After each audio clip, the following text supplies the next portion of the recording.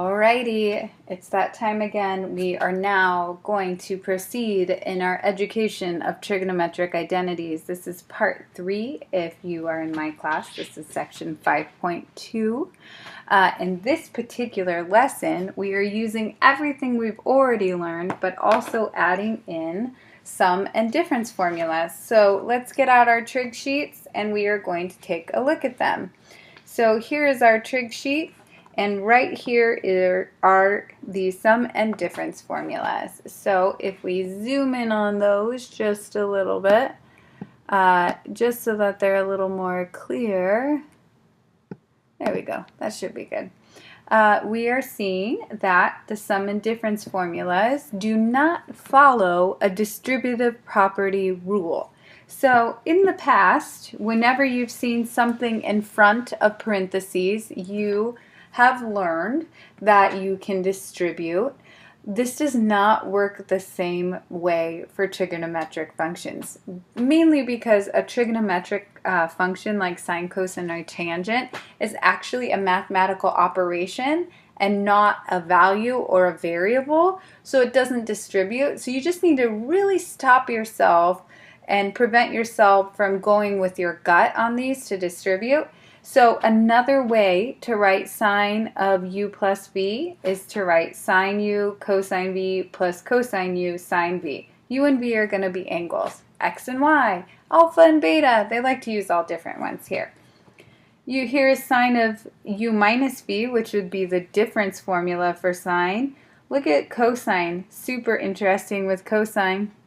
When you're adding two angles with cosine, you follow this pattern. The interesting part is that you actually subtract, and then when you are subtracting, another way to write it involves addition. And then good old tangent likes to be our difficult one, just because it's the ratio of two sides, y over x, instead of over a ratio of our radius or hypotenuse. It likes to be a little bit different. So those are the formulas we're using today. We'll use some of these other formulas tomorrow or in the next lesson, part 4, and some of them we won't use at all in this class, but we keep them on this trigonometric formula sheet because if you see them and you think you can apply them, that's a good skill to have. So they're there. They're actually verified identities, so you can use them. So things like the co-function identities we don't actually go over in a specific lesson, but if you see a use for it in a problem, it's okay to use it. Go for it. It's a great skill, like I said, to be able to see how these things work and how you can apply them to new situations, and I want that skill for you. So today, like I said, we're focusing on these, but guess what? These other guys that we've already learned, even and odd identities, reciprocal identities, Pythagorean identities, and quotient identities come back into play. So keep that handy for yourself so that we can get straight into it. So today, 5.2. So what's different about today is it's not just all about verifying. So what we're going to do is take a look at this first problem and see kind of the coolness of sum and difference formulas. I know I'm probably the only one who thinks it's cool, but like it's kind of cool. I know you can admit that. So cosine of 105 degrees. You're like, I got this, no big deal. 105 degrees. Okay, I'm going to graph it because that's what we do. This is 90 degrees. That's 15 degrees past. So I'm like right here, but I'm like, oh wait, this is 75 degrees. This reference angle for this triangle that I create is 75 degrees, and there's no special triangle ratios for a 75 degree triangle, at least not ones that we have memorized. So what do? Well, enter the sum and difference formula. So we're dealing with cosine, so take a look at cosine. If only there was some way to split 105 degrees up into two angles that we can evaluate. So, for example, we could split this up into the cosine of 60 degrees plus 45 degrees. Now that equals 105. So this situation, this would be u because it's your first one, and this would be v. It won't matter. We'll get the same answer. So if you chose to write 45 degrees plus 60, that'll still work out. So that's cool. Why would we want to do this? Again, we can't evaluate cosine of 105 without a calculator right now because we don't have special triangle ratios for 75-degree reference angles. However, we're going to take this right here and look up the pattern for cosine of the sum formula for cosine. Here it is right here. It says the pattern that you're going to do is take the cosine of the first angle times the cosine of the second angle minus the sine of the first angle times the sine of the second angle. So again, in this lesson, you're going to be comfortable doing this. This is what your gut is going to tell you to do. It's when we, go a couple more lessons and then we come back to this, it might not be the first thing that comes to mind. What you might try and do is you might try to actually distribute cosine, which is not going to work out for you. So you have to train your brain to pause a little bit and check your identity sheet to get these correct. So we have cosine of 60 degrees. So right here, I'm going to draw my 60-degree angle accurately. So 60 degrees is about right here because this whole semicircle from 0 to 180 is 180 degrees, so it's a third of the way. My reference angle is 60 degrees. Opposite 60 is root 3 over 2. 1/2 and 1 are our other two sides. So I will also need a 45-degree triangle. So let's get that out of the way. 45 degrees bisects quadrant 1 because quadrant 1 is 90 degrees and half of 90 is 45. So then I get root 2 over 2, root 2 over 2, and 1. All positive values because I'm in quadrant 1 and all trig functions are positive in quadrant 1. So then what I'm going to do is I'm going to do the cosine of 60 degrees. The cosine of the angle 60 degrees, cosine is x over r, so it's going to be 1/2 over 1. So this is 1/2. You see that I'm not writing 1/2 over 1. That was a skill that we picked up in last chapter. If you're on the unit circle, because the radius is always 1, cosine and sine will just follow their appropriate x or y values. So since cosine goes with x, it's going to follow the x. And since cosine goes with y, it's going to follow the y because we're always dividing by a hypotenuse of 1. Cosine of 45, so I have to go down here and look at the x coordinate or the base of the triangle, which is root 2 over 2. And this is actually a minus, not a plus. Started to write plus, recognize my error. And then sine of 60 degrees. So here's 60 degrees. Sine goes with the y, or the height of the triangle. So that's root 3 over 2. And the y value for sine of 45 degrees is root 2 over 2. So we don't have to pay attention to positives and negatives per se because these are both in quadrant 1. So from here we just got to simplify. Multiplying fractions, no big problem. Top times top over bottom times bottom. Yeah, what? So this will look like that, and I will accept that answer. That's just an answer that's written in two terms versus they have common denominators, so common typical math practice would be to combine them. Not wrong if you do the other one. So that's our answer. So if you're fancy and want to pause the video, I don't have my calculator right with me other than my brain. But if you switch your calculator in degree mode and type in cosine of 105, you're going to get a decimal. And you're like, how does that relate to this answer that we're seeing? We'll plug this into your calculator properly as well. Remember, numerator needs to be grouped together before you divide, and you'll see that you get the same answer. Again, you have to be in degrees because this problem, context clue, degree symbol, you're in degrees, and you have to plug it in properly, but you should get the same answer. But we are getting the exact value right here because there's no decimal cutoff like there is on a calculator. So moving on to example 2, still practicing these sum or difference formulas, we get to use the formula backwards. So You don't always have to go from this way to this way. In math, we reverse things up so much. They work both ways. It's really nice. So when you have something like the cosine of 70 degrees, your gut might tell you, oh, cool, 70 degrees. Let me draw that triangle. That's what we've been doing. But then 70 degrees is your reference angle, and you can't evaluate that because you don't have a special triangle for it. So that should tip you off that maybe you could go a different route. And so what you're going to do is just try and match up the pattern to what we have over here. So cosine, cosine, plus sine, sine. So I'm going to look over here, cosine, cosine, plus sine, sine. Another way to write that is we're going to call the first angle u and the second angle v. So another way to write this is the cosine of u, 70, minus, now you might think it's a plus because that's a plus, but that's not what the pattern says, so make sure you follow the sheet. It's not your gut. It's not, you don't get to decide the rules of math. Somebody has proven these already, and we get to use them so that we don't have to try and prove them at the same time. So that's what I'm saying, like, consult your sheet often. Make sure that you're not making any of your own assumptions. Make sure you're getting it from proper math procedure. So then this right here is the cosine of 30 degrees. And that is a special triangle angle. So what I'll do is just draw that angle properly. 30 degrees is a third of the way between 0 and 90. This right here is 90 degrees.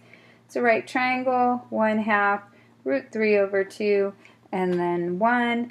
And cosine goes with x, which means the base of the triangle. So that, my friends, is root 3 over 2. Pretty cool. So if you're in my class, you would want to pause the video and try and work out example 3 on your own. It's very similar to the first example 1, except for it's in radians. And instead of asking you to figure out what two special triangle angles add up to 105, because it's in radians, we went a little bit easier on you. I want you to figure out 5 pi over 12, the sine of 5 pi over 12 more specifically, which is like kind of like right here. The reference angle would actually be 5 pi over 12 because it's in quadrant 1, but nonetheless 5 pi over 12 is not a special triangle angle. So we would need to rewrite it, and to make your life easier, we've given you the 2 fraction breakdown. And just think about this, times 2 times 2 times 3 times 3, that's 2 pi plus another 3 pi is 5 pi, and the common denominator is 12. So it's properly broken down. So how do we use this?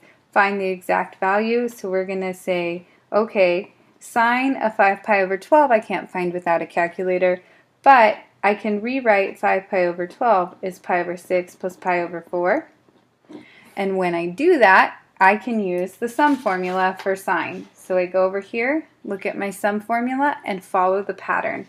It's very helpful to label your u and v so that you don't get mixed up. So what this ends up looking like is the sine of pi over 6, the cosine of pi over 4, plus cosine pi over 6, sine of pi over 4. So we need to evaluate a pi over 6 angle and a pi over 4 angle. So just to save some paper, because we're getting at the bottom, and I'm going to go up here and do this. So I'm going to label this my pi over 6 angle, which we drew right up there before, because 30 degrees and pi over 6 are the same angle, just in 2 different angle measures. So there's that one, and then pi over 4. Strongly encourage you to do this and make these triangles, and then instead of trying to recall from memory. Our brain only really likes to hold on things that are super strange, and so it'll recall things that might not have necessarily been true. So you want to make sure that you get the proper thing down. So write it down, draw your triangles. Sine of pi over 6 goes with y, so I'm going to pick 1/2 from that triangle. Cosine of pi over 4 is kind of easy if it's sine or cosine, because they're the same. Cosine of pi over 6 is root 3 over 2. And then the sine of pi over 4 is root 2 over 2. So here is where we're at. We're going to simplify root 2 over 4 plus root 6 over 4. And then just following common denominator procedure and adding them as one fraction. Again, either one of those steps is correct. Okay, so there was one application of the sum or difference formulas. Now we're going to go into verifying a little bit. So when we verify, same thing as before, we need to remember to write both sides left and right. So this time, now we're adding in those other identities. So this is cosine alpha minus beta. So we go to our identity sheet and see the difference formula for cosine goes cosine u, cosine b. So this is u, this is b, and then minus sine u, sine b. So what it looks like is cosine alpha, cosine beta. The reason why I need to make this, rewrite this, is because I don't see it over here. So we're going to keep going with it.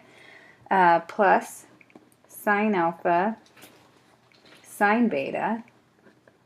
And beta, when you go to write it, it's just a B with a longer tail. It's a Greek letter. But all over that denominator that didn't change, cosine alpha, cosine beta equals 1 plus tangent alpha, tangent beta.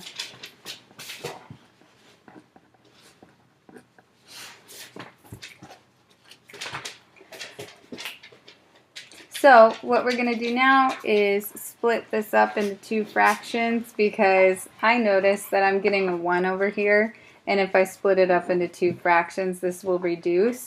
So cosine alpha, cosine beta, all over cosine alpha, cosine beta, plus sine alpha, sine beta, all over cosine alpha, cosine beta, equals, following through, 1 plus tangent alpha, tangent beta. Okay, pretty cool. This right here simplifies to 1, and then sine of alpha over cosine alpha is tangent alpha. That's a quotient identity. And sine beta over cosine beta simplifies to tangent beta, because they're the same angles. So we get to have our identity verified rather quickly and just follow our proper procedure of writing this.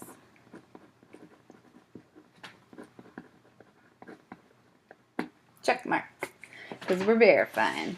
Okay, so next one is asking us to verify the identity going from here over to here.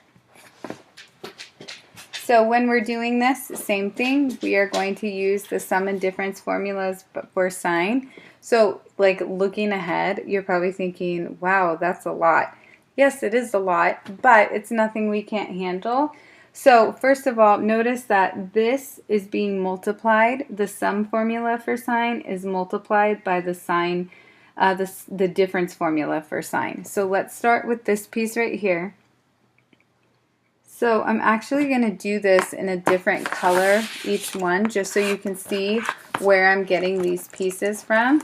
Hopefully that just helps out, but you can use that. So when you write this one, like, we're going to use some space over here because it's just going to be wide. It's not going to be anything super long, but it is going to be wide. So give yourself a good amount of room. So this is sine of alpha cosine beta plus cosine alpha sine beta. So all that came from that right there. This is the pink part right here. So I still have this piece to take care of right there. So in order to take care of that piece and to make it so that you guys can see it, I'm going to go ahead and do that in this green pen. So this would be sine alpha cosine beta minus cosine alpha sine beta. So all that is that green thing right here. And then I have the rest of my problem, which is cosine squared beta minus cosine squared alpha. So what I have now is, what do I do? What's my next step? So notice over here these things are squared, but what do you notice about this right here? Is this, in fact, the difference of squares pattern? So we're going to check it out. These have to be the same terms, sine alpha, cosine beta, and these have to be the same terms. So cosine has to have the same angles. They both have alpha and beta. And then these right here have to be different signs, which they are. So this is a difference of squares pattern, which means in order to, you can either FOIL it out if you don't understand difference of squares, or you can just use difference of squares, which says that this is going to be your first term squared. So yep, I'm squaring them, minus your second term squared.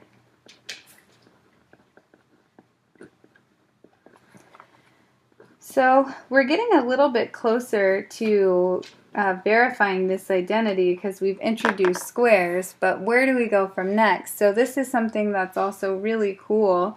I'm just going to notate that this is difference of squares real quick because I want you to see that. So what I want to point out to you guys in helping you go through these problems and to see what trick to try, you always want to keep where you're going in mind. So cosine squared beta minus cosine squared alpha. I have a cosine squared beta and I have a cosine squared alpha, but I also have sine squareds in here. So again, this is your clue that you should change the sine squareds. So we'll go to sine squared, which is right here, and you're like, okay, well, which one do I pick? Well, this is in terms of cosines, so pick the one that's in terms of cosine. So I would pick this right here.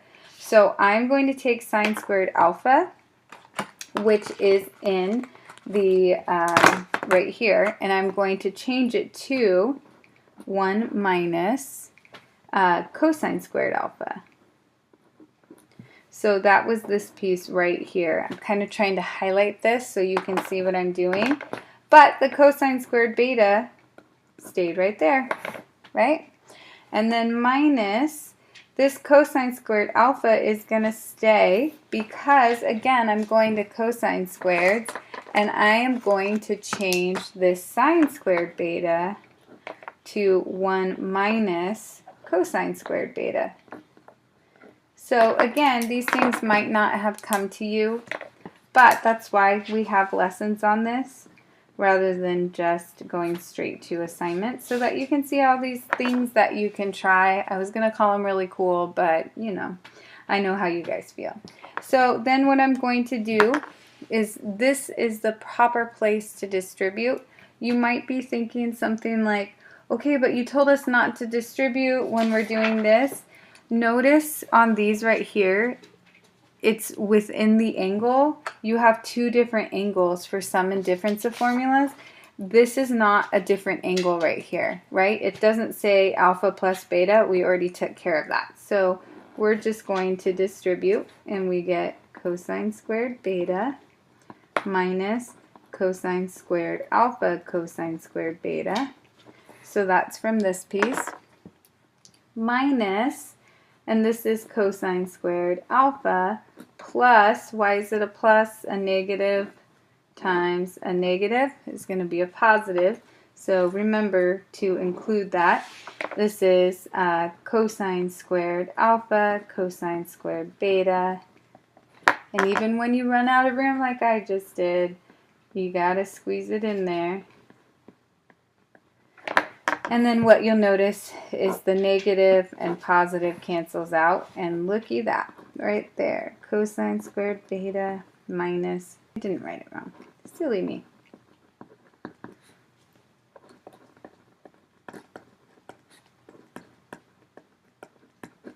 Okay, so that's pretty cool. So we're done with that problem, and we are going to finish this up. We are still going to be verifying. Why? Because we haven't done with good old tangent yet, so that's what we're going to do next. So make sure you have your sheet out. How do we know it's the sum of two angles for tangent? Because there's tangent and then we have x, and this is the first time where we actually have an angle pi instead of a variable.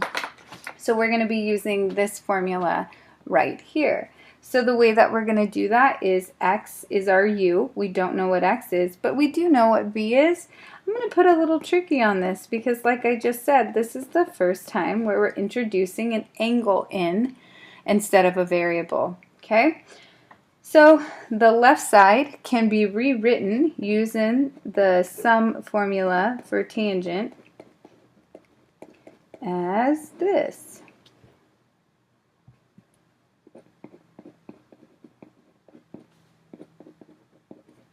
And this is all supposed to simplify to just tangent x. So weird. So how does this actually simplify to tangent x? Well, this right here, the tangent of pi, we are going to draw pi. So pi is right here. How do we evaluate that? Well, this is the point -1, 0, and tangent is y over x. So at this particular location, y over x is actually 0. So this piece goes to 0, and so does that piece. So in the numerator, I get tangent x, and in the denominator, I get 1 minus tangent x times 0 from that right there. Anything times 0 is 0. So I really get tangent x over 1, which we all know means tangent x equals tangent x. So I'm going to go ahead and write a tricky on this one. I've already done it right there. This is because this problem usually on a test will mimic what it does here. And so there are actually 4 parts to this, and I want you to be able to get full credit. And this is one of those problems where if you can't do A or B, then, or if you get A or B wrong, then C or D are embedded with the answers from A and B, and it just makes life more difficult. So the reason why this problem is different than what we've seen is because we're not given the angle, we're given the ratio of the two sides. But this isn't something we haven't seen before. We've done this in chapter 4. So just like before, we're going to make this alpha. It says, suppose that the sine of alpha is 4 over 5. Now remember, sine is y over r. Because this is not a special triangle ratio, we are not on the unit circle. This also tells us that it's in quadrant 2. So 4 over 5 in quadrant 2 would look like that. Then we would need to find this missing side right here because I'm sure we're going to need it. So it's always a good idea to do that. So we have a squared plus b squared equals c squared. Now c is 5, so we have 5 squared. We're looking for b squared, and then this is 4 squared. So we get 16 plus b squared equals 25. B squared equals 9, so b equals plus or minus 3. So this is going to be -3 because we're in the negative x direction. Now, if on the test you know your Pythagorean triplets, and it actually is a Pythagorean triplet, then you don't have to show the work for that right there. This problem also gives us beta, so let's draw a separate beta. If you prefer to have them on the same xy coordinate, go for it, but you don't have to. And this one actually tells us that the sine of beta is 1/2 for a quadrant 1 angle. So since it is a special triangle ratio, I'm going to use the shortcut so I don't have to do Pythagorean theorem. And again, this is sine, so it's y over r. So because it's on the unit circle, a special triangle ratio, I'm going to make it 1/2 over 1. So I know that beta is actually going to be a 30-degree or pi over 6 angle, but we don't need to know that. That's not something you need to know. If you also wanted to do this triangle, because you are not paying attention to it being a special triangle ratio, it didn't dawn on you, you can do this and then Pythagorean theorem to get this, and it'll still work out for you. These are actually the same ratio, except for On the unit circle, we make our radius 1. So if I wanted to transform this to this, I just divide everything by 2. So 2 divided by 2 would be 1, 1 divided by 2 would be 1/2, and root 3 divided by 2 would be root 3 over 2. So even if you do this, you can do that. If you're wondering where I got the root 3 from, it would be just using Pythagorean theorem. Alrighty, so moving over here, cosine of alpha. So we're referencing this one right here. So the cosine is going to be x over r. You're not just going to do the x in this situation because we're not on the unit circle, so our radius isn't 1. So we're going to do x over r, which is -3/5. Okay, I put the negative in line with the fraction bar, but if you put it with the 3, it's fine. Cosine beta, switching to our other angle, which is right here. Cosine beta, we are on the unit circle, so if you want to use the rule that is just the x coordinate, it'll work. If not, you can just do x over r again, which will be root 3 over 2 over 1, which is root 3 over 2. So that's cool there. Finally, the part that embeds this unit, this this section into it is cosine alpha plus beta. So we're going to do first step. You don't know what alpha and beta are, so you can't change it. You can't go from there. So what we're going to do instead is rewrite this, because I don't know what cosine of the sum of these two angles are, but I know what cosine alpha is, and I know what cosine beta is, as well as sine alpha and sine beta, because I just drew my triangles and I can figure it out. So I'm changing this using the identity for the sum of cosine. So this is what I get. Here's the next super key piece that you just need to realize. This right here is the cosine of alpha. So when you go to figure out the cosine of alpha, it is x over r for alpha. If you look up here, we actually did it already. It's -3 over 5. So we're going to write -3 over 5 cosine beta root 3 over 2 minus sine of alpha 4 over 5. Sine of beta is 1/2. So then this equals -3 root 3 over 10 minus 4 over 10. And you might take it a step further and write it like this, which is perfectly fine, but I've already talked to you guys about the way the back of the book, or like common math practice, if the first term is negative, you actually pull out a -1. So if I pull out a -1, it's got to come out of that term too there. And then instead of writing it -1, because mathematicians don't like writing the negative, what they will do instead is they will write it as an equal sign and stick that negative right along the fraction bar. So the reason why I point this out is so that you can just pay attention for it in your book. I do want to get back to this when I was saying the cosine of alpha is x over r. On the test, I've seen a lot of this. I see students go like this. Cosine of alpha, they go up to alpha, they look at alpha, and they go, oh, it would be the cosine of -3 over 5. So the problem with that is that, first of all, -3 over 5 is a ratio of two sides, not an angle. What goes next to the cosine, the argument of cosine, is an angle. So that's the first error right there. The second error is that you're saying that the angle is actually -3 over 5 when it's not.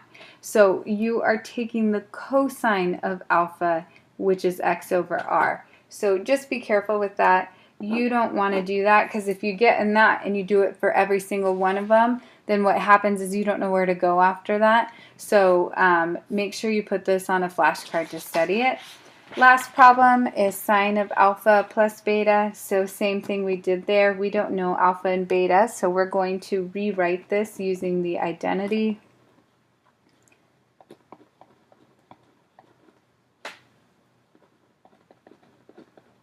And then we're just going to use our information from our triangles, the sine of alpha.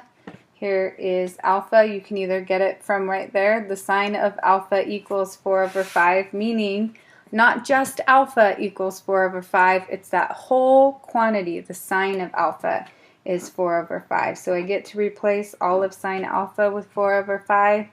Let's go check out cosine beta. Cosine beta is right there, root 3 over 2. So all the way back down to root 3 over 2. Then we get plus cosine of alpha, which is negative 3 over 5 from our alpha picture, and sine beta, which is 1/2. Simplify that, 4 root 3 over 10 minus 3 over 10. And then combine it into a single fraction, 4 root 3 minus 3 over 10. Because this first number right here is positive, this 4 root 3, we won't factor out a negative. It's only when the first number is negative, like right up here. So that is 5.2, and I know you can't wait for 5.3.